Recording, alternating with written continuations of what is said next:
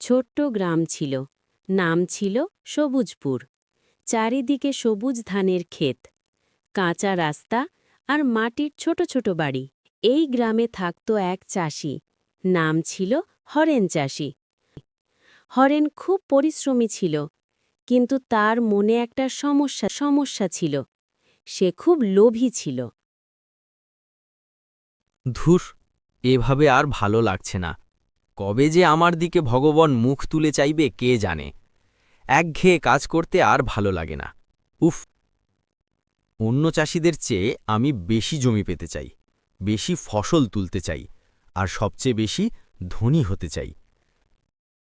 যাই, গিয়ে মোড়ল মশাইকে বলি যদি কিছু জমি আদায় করতে পারি। তারপর একদিন হরেন গ্রামের মোড়লের কাছে গেল।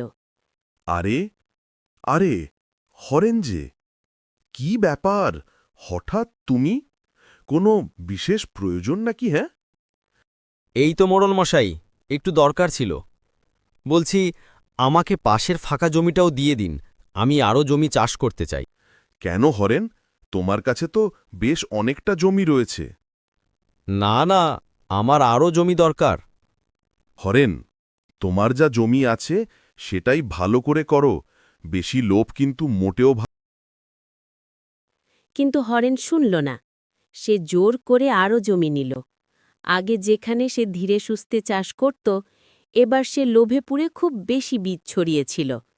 সে ভাবল, বেশি বীজ দিলে বেশি ফসল হবে, কিন্তু হল উল্টোটা। গাছগুলো খুব কাছাকাছি হওয়ায় ঠিকমতো বড় হতে পারল না। অনেক গাছ শুকিয়ে গেল। ঠিক সেই সময় গ্রামের ওপর দিয়ে একটি বড় খরা পড়ল। অনেক দিন বৃষ্টি হল না। নিজেদের জমির যত্ন নিতে লাগল, জল জমিয়ে লাগল, ধীরে ধীরে ফসল বাজাল। কিন্তু হরেনের জমি ছিল বিশাল বড়, তাই সে সব জমির যত্ন নিতে পারল না। তাই গাছগুলো একে একে শুকিয়ে যেতে লাগে। হরেনের রাতে ঘুম হতো না। হায় হায় হায়, আমার এ কি হলো? আমি শুধু বেশি পাওয়ার লোভে পড়েছিলাম, যা ছিল সেটাও যত্ন করতে পারলাম না। হরেন্দা, মন খারাপ করবেন না, আমি আপনাকে সাহায্য করব।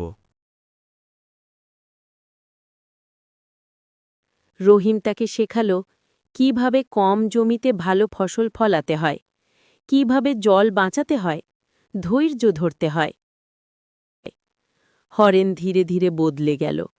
সে শিখল, বেশি চাওয়া নয়, ঠিকভাবে যত্ন নেওয়াই আসল বুদ্ধিমানের কাজ।